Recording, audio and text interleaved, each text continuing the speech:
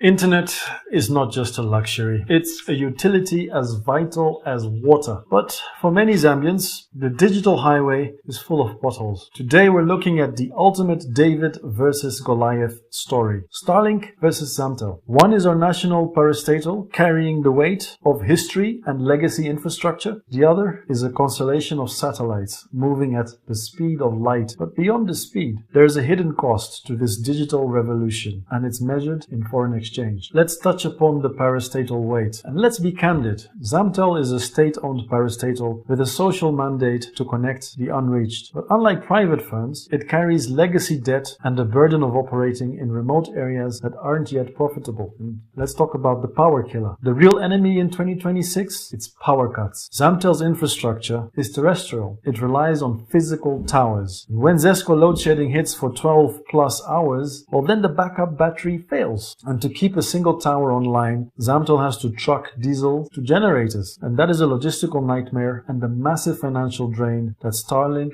simply does not have. And then there's the coverage gap. Because they rely on physical towers, Zamtel is not present in the entire country. Large swaths of the western frontier are still digital dead zones for the national carrier. And I'm not just talking about 1G, 2G and 3G. I'm talking about no connection or connectivity whatsoever at all. So what is Zamtel doing to fight back? And this is a little bit more delicate than the time when Zamtel had to be grabbed back from the Libyan investors. No, at this point in time, it's also about an infrastructure surge. Zamtel isn't sitting idle though, because as part of their 1,200 site upgrade project, which commenced in 2025, they've already moved over 600 sites to 4G and 5G. And then there's the solar pivot, because to solve the power crisis, Zamtel, in partnership with Smart Zambia, is aggressively retrofitting rural towers with hybrid solar battery systems. And on a more personal level, there's also the customer service war. For years, Zamtel was criticized for a civil service attitude. Starlink's seamless app-based service has been a shock to the system, forcing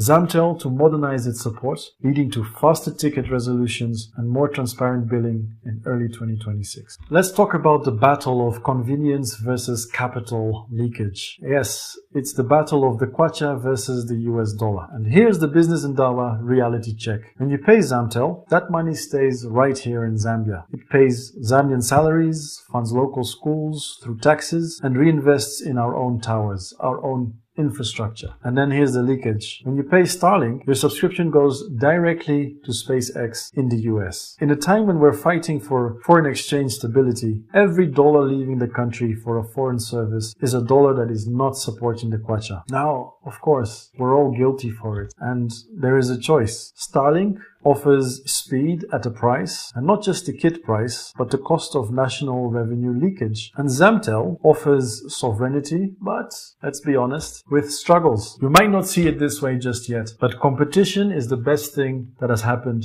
to Zamtel. We're seeing a more resilient national carrier because of the pressure from above, literally. And I have a question for you. Are you going to be patriotic and stick to Zamtel despite the current hiccups here and there? Or have you thought about, or you've already switched to Starlink? Have an Indaba in the comments below. So we've seen how we connect, and literally thanks to the internet, you're watching these videos. So I, for one, am very grateful for that. But in our next episode, we're going to watch how we transact. In the next episode, we'll talk about digital governance and e-payments. We'll see how the government is moving to a cashless Zambia to plug the very revenue leakages we just discussed today.